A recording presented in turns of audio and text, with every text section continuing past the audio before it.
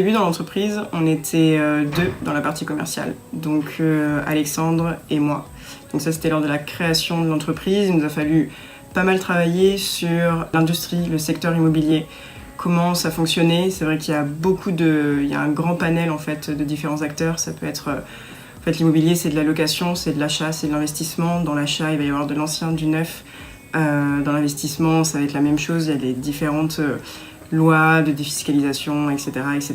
Donc l'aspect commercial, c'est vraiment au début se concentrer sur comment est-ce que le secteur fonctionne, comment est-ce qu'on approche les différents acteurs et comment en fait on va répondre à leurs problématiques. On a mis en place les premiers processus, les premiers mois. Donc le site était en ligne fin janvier, début février. Et donc on est allé voir différents acteurs de l'immobilier, que ce soit de la promotion immobilière pour le neuf, pour leur dire voilà, si vous mettez vos résidences sur notre site, vous allez pouvoir être mis en relation avec des personnes qui sont réellement en recherche d'un bien neuf sur Bordeaux. Par exemple, on a commencé à Bordeaux. Et idem pour les agences immobilières, idem pour les mandataires immobiliers, qui sont les agents commerciaux, donc indépendants, qui travaillent à leur compte. Soit à leur compte ou soit aussi sous la tête d'un réseau national. Et l'idée, c'était de leur montrer que, à travers le questionnaire justement qu'on propose à vous, les utilisateurs, les locataires, les acquéreurs, on arrivait à réellement comprendre les besoins, comprendre les attentes des différents utilisateurs, leur proposer les bons résultats de logement qui correspondaient au quartier, aux appartements, aux maisons, vraiment à toutes les attentes de la famille, et de leur dire, voilà, vous allez pouvoir être mis en relation avec des personnes vraiment en recherche, qui ont un vrai projet et qui veulent justement visiter votre bien ou avoir plus d'informations sur le logement.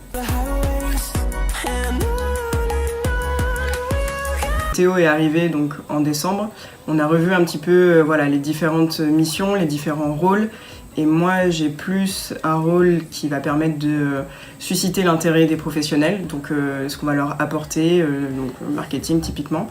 Et ensuite, une fois qu'ils sont intéressés par nos services, c'est Théo derrière qui prend le relais. Du coup, pour ma part, je m'occupe du suivi en fin de compte de nos partenaires. Je les appelle pour savoir du coup s'ils ont bien reçu l'accès au portail, le fonctionnement, s'ils ont des questions pour lesquelles je pourrais répondre, pour à la suite qu'ils puissent recevoir les profils acquéreurs et vendeurs correctement et qu'ils puissent en fin de compte les contacter.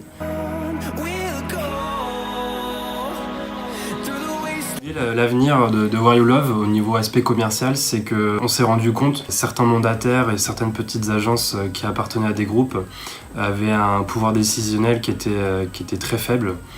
Et l'idée, c'est de pouvoir toucher les directeurs généraux de ces grands groupes ou réseaux de mandataires afin qu'il y ait une redistribution entre guillemets sur le territoire national pour que Where You Love soit encore plus connu de ce qu'il est actuellement et que ça fasse parler de nous et puis que ça puisse convaincre toutefois les mandataires et les agences. L'idée en fait c'est à la fois c'est un peu de mettre un coup de pied dans la fourmilière dans le sens où on veut à la fois intéresser donc tous les petits bras qui travaillent sur le terrain du style les mandataires, les agents commerciaux, les directeurs d'agences, etc.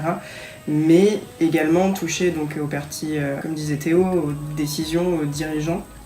Et pour ça, il faut du coup un petit peu taper dans les fourmilières des deux pour qu'au bout d'un moment, les uns fassent remonter l'information et les autres se disent « mais oui, on a déjà entendu parler d'eux ». Donc c'est l'enjeu en fait entre vraiment faire du micro-éco, entre guillemets, économique, et du macro-économique en touchant directement les sièges nationaux.